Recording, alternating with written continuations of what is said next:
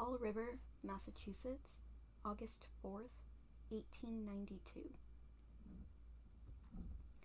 They say it was unbearably hot in Fall River, Massachusetts on August 4th, 1892, and that the temperature had climbed to well over 100 degrees before noon.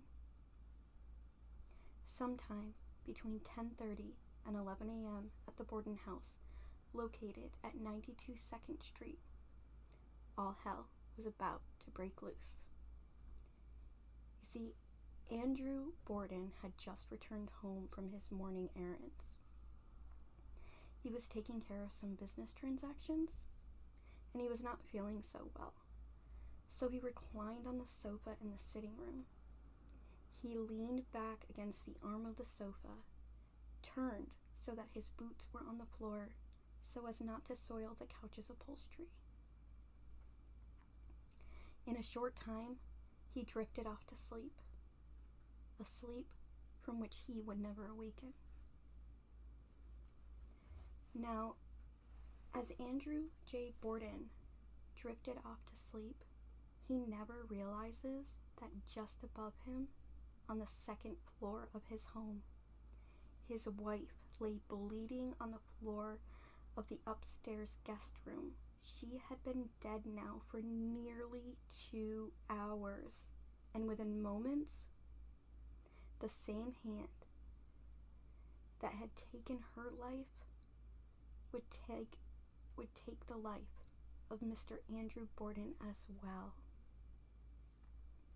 Now, even if he had known these things would happen on that hot, sultry Thursday morning in Fall River, by some macabre premonition, little would he have guessed that his murderer would never be brought to justice. The case of Lizzie Borden has fascinated those with an interest in American crime for well over a century. Up until that time, a few cases had attracted as much attention as the hatchet murders of Andrew Borden and his wife Abby.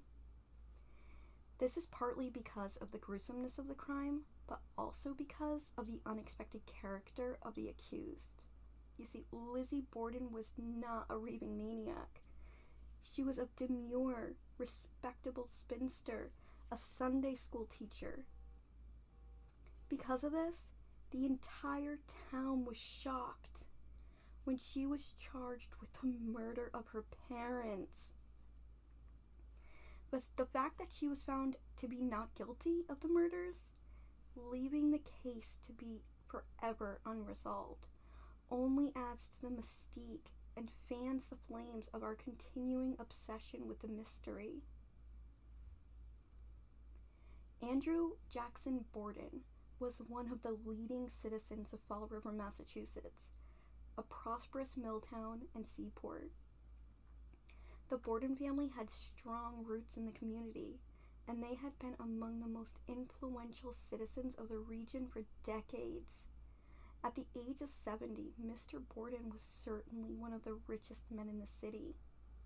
He was a director on the board of several banks and a commercial landlord with considerable holdings.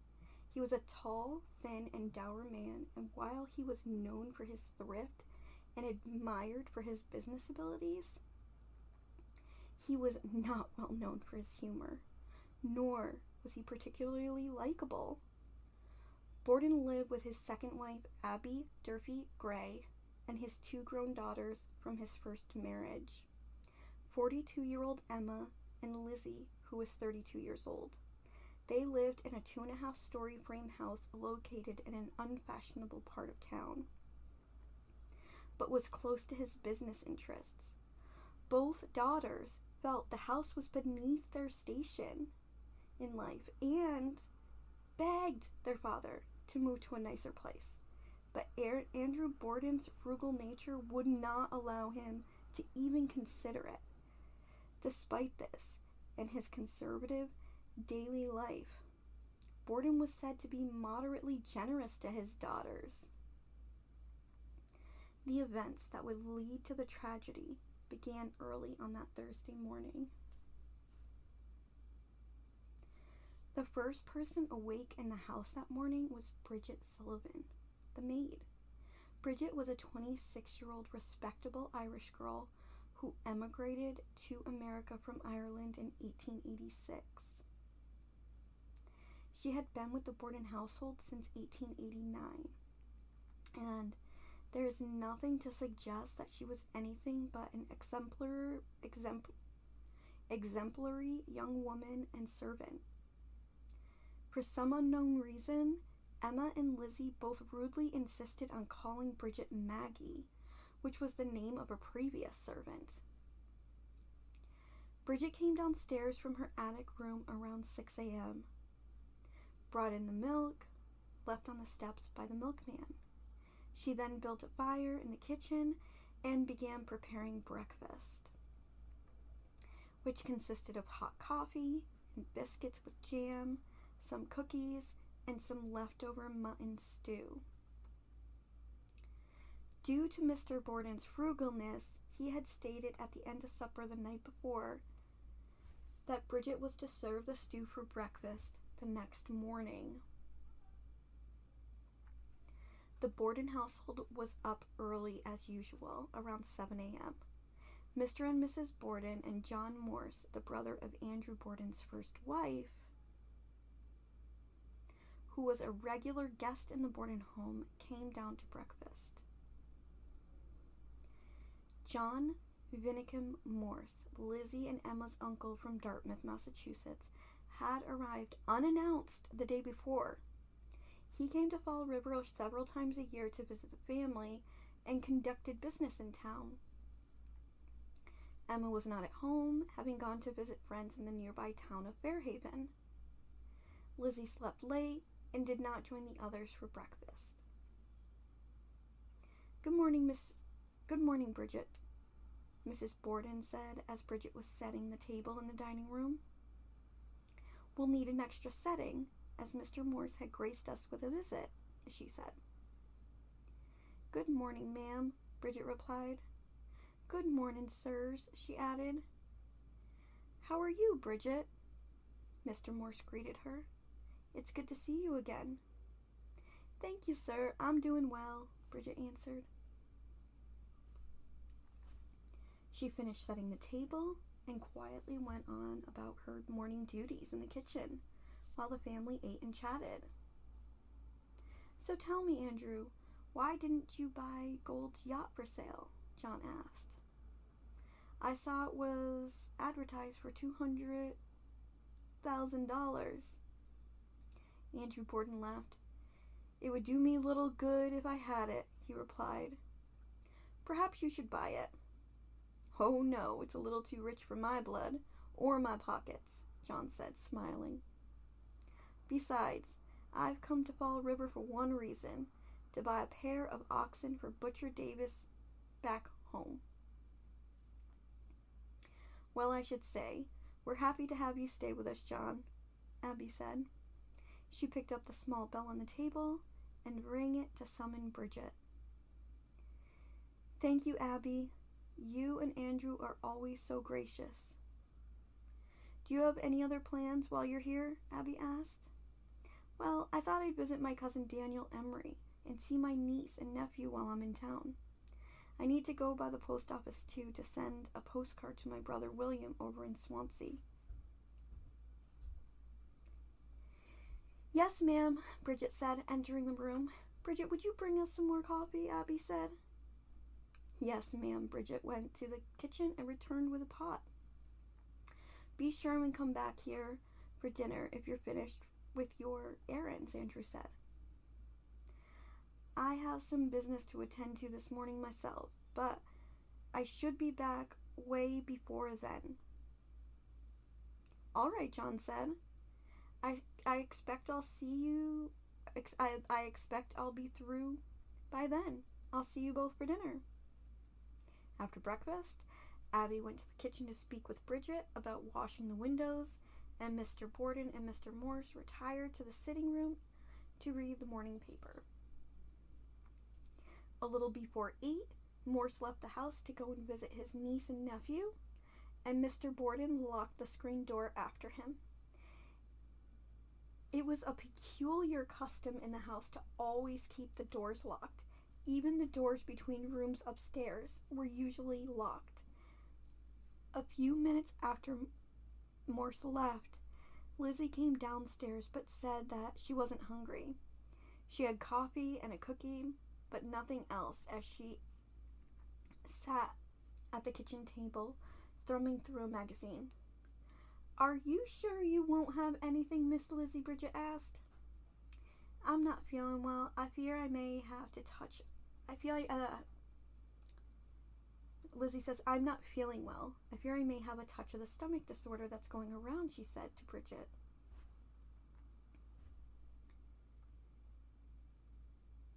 Bridget later stated that she felt the need to go outside and throw up sometime after breakfast. Over a previous couple of days, Mr. and Mrs. Borden had been ill during the night and had both vomited several times. It has been assumed that this may have been food poisoning due to some leftover mutton soup. Some speculated it may have been the onset of the flu or something far more sinister. At 9:15, Andrew Borden left the house and walked a few blocks to downtown. Abby Borden, who had been dusting the downstairs rooms, went upstairs to make the bed in a guest room in which Morse was staying. At about 9:30 a.m., she came downstairs for a few moments and then went back up again, commented that she needed fresh pillowcases. Bridget went about her daily chores and started on the window washing, retrieving pails and water from the barn. At one point, she paused for a few minutes to chat over the fence with the hired girl next door. She finished the outside of the windows at about 10:30 a.m. and went inside. Approximately a quarter of an hour later, Mr. Borden returned home. Bridget let him in because the front door was locked and bolted from the inside. As Bridget would later tell, she fumbled with the locks. She thought she heard Lizzie's laughter coming from upstairs. Lizzie was coming downstairs as the door opened and her father came in. "Where's your mother?" he asked. "Lizzie?" "Miss Borden has gone out. She had a note from someone who was sick," said Lizzie. Lizzie and Emma always called their stepmother Mrs. Borden, and recently the relationship between them, especially with Lizzie, was strained. Andrew Borden took the key to his bedroom from a shelf and went up the back stairs. His and Abby's bedroom could only be reached by these stairs, and there was no hallway, and the front stairs only gave access to Lizzie's room, from which Emma's could be reached, and the guest room. There were connecting doors between the elder Borden's rooms and Lizzie's room, but they were usually kept locked. Mr. Borden stayed upstairs for only a few minutes before coming back downstairs and settling onto the sofa in the sitting room. Meanwhile, Lizzie began to heat an iron to press some handkerchiefs. "Are you going out this afternoon, Maggie?" she asked Bridget. "There's a cheap sale of dress goods at Sargent's this afternoon at 8 cents a yard." Bridget replied that she was not. The heat of the morning, combined with the window washing and her touch of a stomach ailment, had left her feeling poorly. She said she was going to lie down for a bit, and she went up the back stairs to her attic room for a nap. This was a few minutes before 11. Some 15 or 20 minutes later, a cry rang out. "Maggie, come down!" Lizzie shouted from the bottom of the stairs. And Bridget's eyes fluttered open. She had drifted off into a restless sleep, but the urgency of Lizzie's cries startled her awake. "What is the matter?" Bridget shouted. She smoothed out her dress and slipped into her shoes and scurried to the doorway. As her feet tapped down the staircase, She was horrified by what she heard next. "Come down quick," Lizzie wailed. "Father's dead. Somebody's come in and killed him." As Bridget hurried from the staircase, she found Lizzie standing at the back door. Her face was pale and taut. She stopped a young maid from going into the sitting room, saying, "Don't go in there, and go and get Doctor. Run." Dr. Bowen, a family friend, lived across the street from the Bordens, and Bridget ran directly to his house. The doctor was out, but Bridget told Mrs. Bowen that Mr. Borden had been killed. She ran directly back to the house. Lizzie was standing at the screen door on the side of the house, just off the kitchen, just staring out into the yard. "Where were you when this thing happened?" she asked Lizzie. "I was out in the yard and I heard a groan and came in.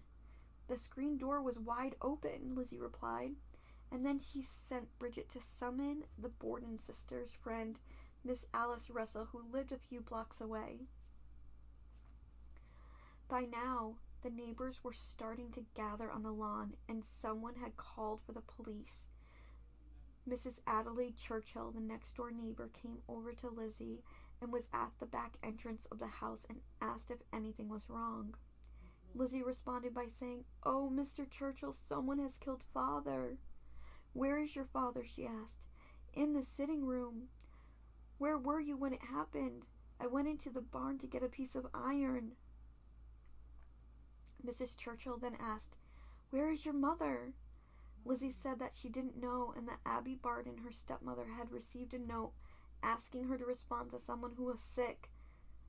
She also added, but I don't know, but that she is killed too, for I thought I heard her come in. Father must have an enemy, for we have all been sick and we think the milk has been poisoned." By this time, Dr. Bowen had returned along with Bridget, who had hurried back from informing Mrs. Russell of the day's dire events. Dr. Bowen examined the body and asked for a sheet to cover it. Mr. Borden had been attacked with a sharp object, probably an axe, and so much damage had been done to his head and face that Dr. Bowen, a close friend, could not at first positively identify him. Borden's head was turned slightly to the right, and 11 blows had gashed his face. One eye had been cut in half, and his nose had been severed. The majority of the blows had been struck within the area that extended from the eyes and nose to the ears. Blood was still seeping from the wounds and had been splashed onto the wall above the sofa, the floor, and on a picture hanging on the wall. It looked as though Andrew Borden had been attacked from above and behind as he slept. Several minutes passed before anyone thought of going upstairs to see if Abby Borden had come home. "Maggie, I am almost positive I heard her coming in," Lizzie spoke. "Go upstairs and see." Bridget refused to go upstairs by herself, so Mrs. Churchill went with her. They went up the front staircase together. Bridget was the first to see Mrs. Borden's body. Mrs. Churchill rushed by her, viewed the dead body in a pool of blood, and Miss Churchill later said that she only looked like the form of a person. The two horrified women rushed downstairs. "Is there another?" Dr. Bowen asked. "Yes," Miss Churchill replied. "She's up there." Dr. Bowen thought that Mrs. Borden had been struck more than a dozen times. From the back, the autopsy later revealed that there had been 19 blows to her head, probably from the same hatchet that had killed Mr. Borden. The blood on Mrs. Borden's body was dark and congealed, leading him to believe that she had been killed before her husband. Dr. Bowen was heavily involved in the activities of the Borden house on the day of the murder. He was the first to examine the bodies, sent a telegram to Emma to summon her home, assisted Dr. Dolan with the autopsies, and even prescribed a calming tranquilizer for Lizzie. He was a constant presence in the house, and his involvement with them, especially on August 4th, has led to him being considered a major figure in some of the conspiracy theories developed around the murder.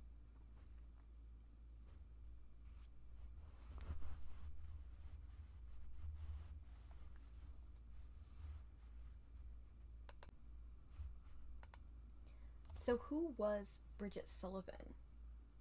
Well, the Irish maid was destined to be a chief witness at Lizzie's trial, resided in Anaconda 45 years, and she probably took a secret to her grave. Her name was Bridget Sullivan. You see, there were only two people beside the victims at the Borden house that day. The daughter Lizzie was there, and the 25-year-old Irish maid, Bridget.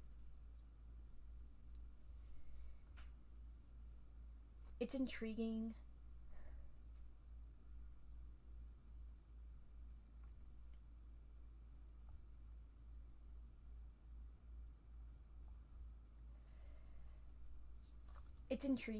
that Bridget was probably the only other witness, and she heard nothing. She was upstairs in a bedroom while somebody had been hit at least 19 times in the face. It's interesting to not hear a single thing, but anyways. So some investigators contend that Bridget had to have helped. However, few believe that the timid 25-year-old woman could have been enticed to wield an axe again and again and again until two victims were bloody masses. But many do think that Bridget was less than forthright at the trial, that she wasn't paid a sum of money just because tight-fisted Lizzie liked her. It is argued that Bridget stood outside the ladder washing the windows that awful morning, and that she was looking straight into the house. They further argue it would have been almost impossible for her to not seen or heard anything suspicious. Certainly, Bridget failed to give a true picture of the tense feelings that existed between Lizzie and her stepmother.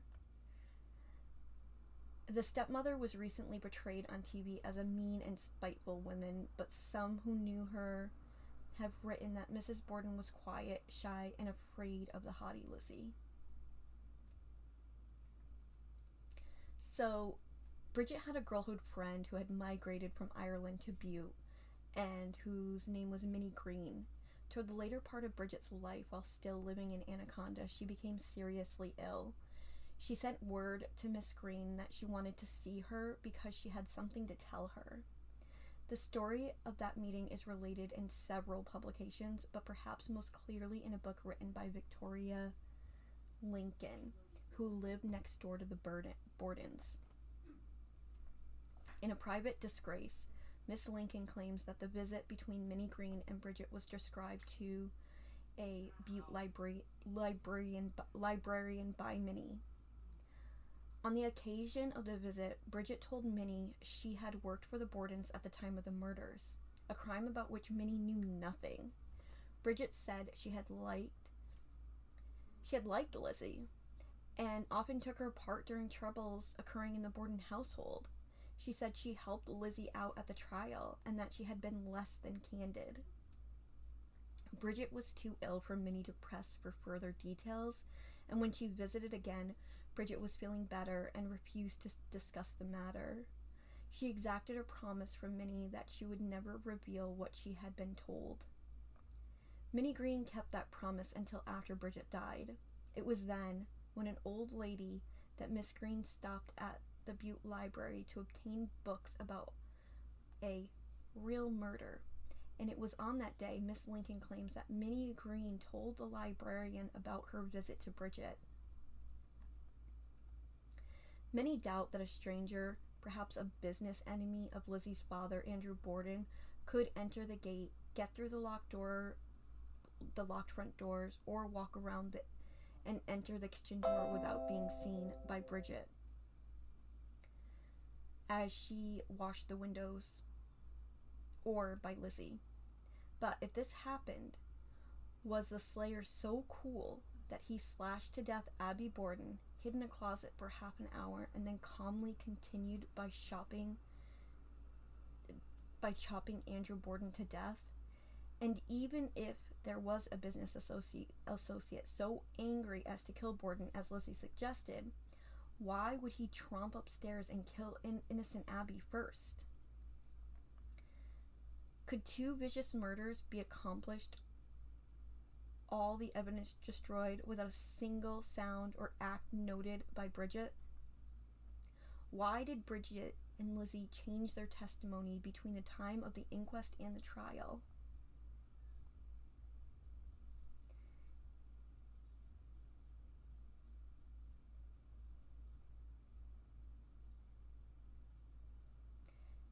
In later years, Bridget spoke only once of the axe murders.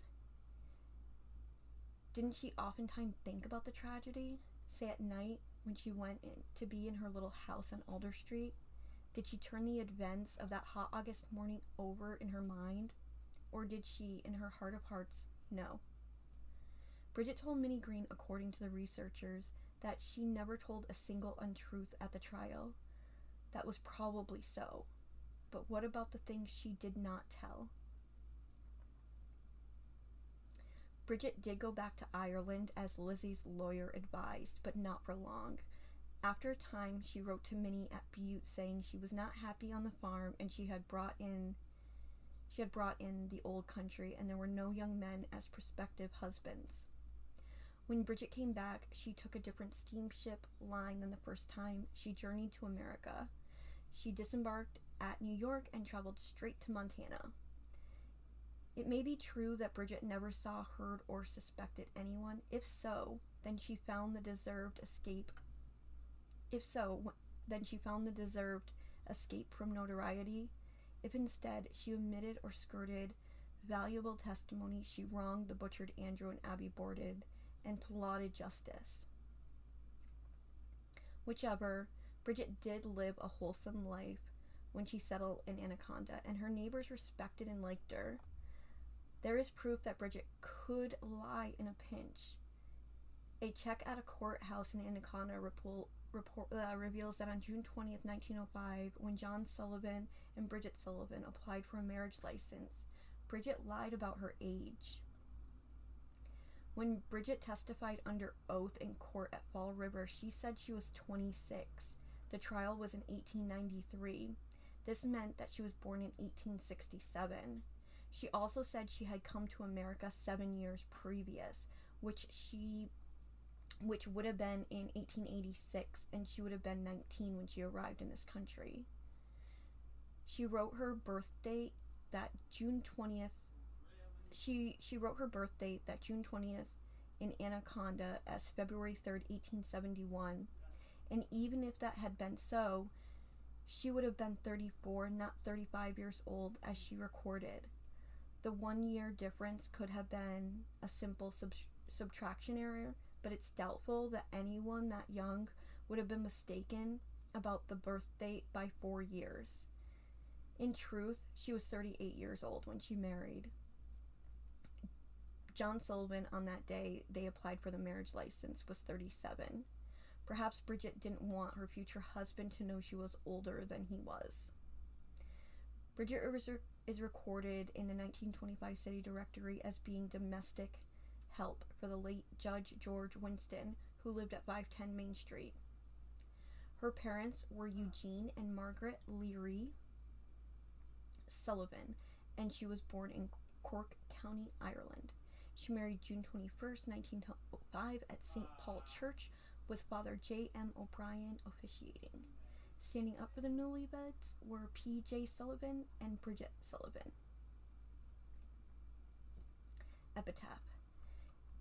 It's well and good to say that the past should remain the past, but one might argue that when Bridget escaped Lizzie's monetary gift and agreed to go back to Ireland forever after having been helpful in the double axe murder trial, she forfeited her right to anonymity. A visit to Bridget's grave on Mount Olive, where one sees a gentle breeze ruffling the grasses about her headstone, provoking long thoughts. Strange that on a hillside so far from Fall River probably lies buried the answer which so many have sought for more than 80 years.